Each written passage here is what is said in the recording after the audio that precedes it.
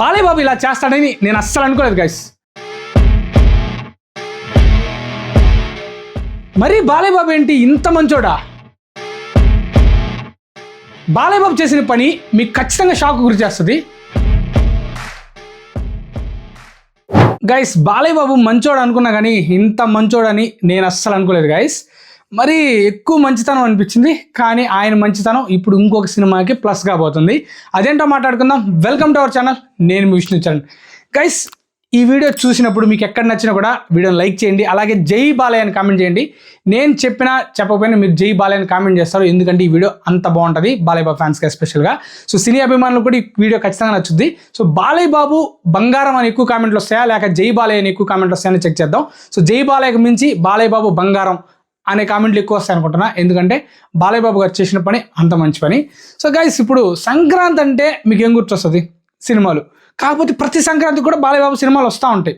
So కాబట్టి ఈ సంవత్సరం ఆయన సినిమాలు రావట్లేదు అనుకుని బాధపడే వాళ్ళ కోసం మనం ఒక వీడియో చేసాం. ఓటీటీలో ఆయన అఖండ 2గా వస్తున్నారు నెట్ఫ్లిక్స్లో. అలాగే ఇంతకుముందు నెట్ఫ్లిక్స్లో వచ్చిన డాకు మహారాజ్ కూడా ఓటీటీలో షేక్ చేసి పడేసింది నెట్ఫ్లిక్స్లో.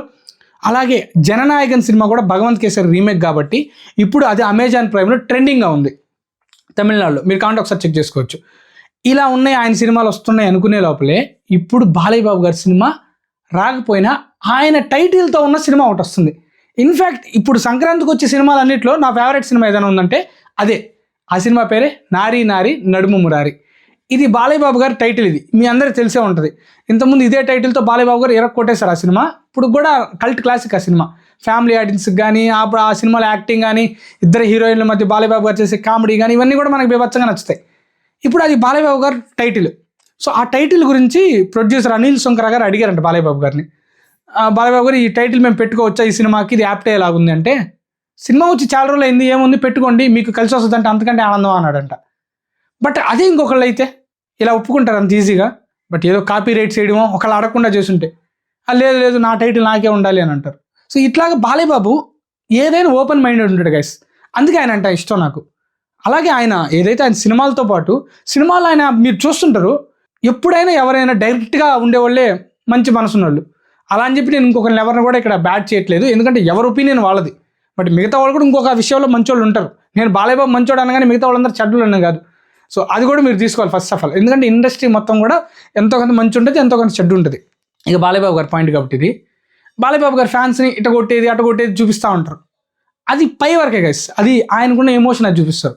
బట్ ఇన్సైడ్ ఫ్యాన్స్ని హత్తుకునేది బాలయ్య బాబే, ఫ్యాన్స్కి హెల్ప్ చేసి కూడా బాలయ్య బాబే.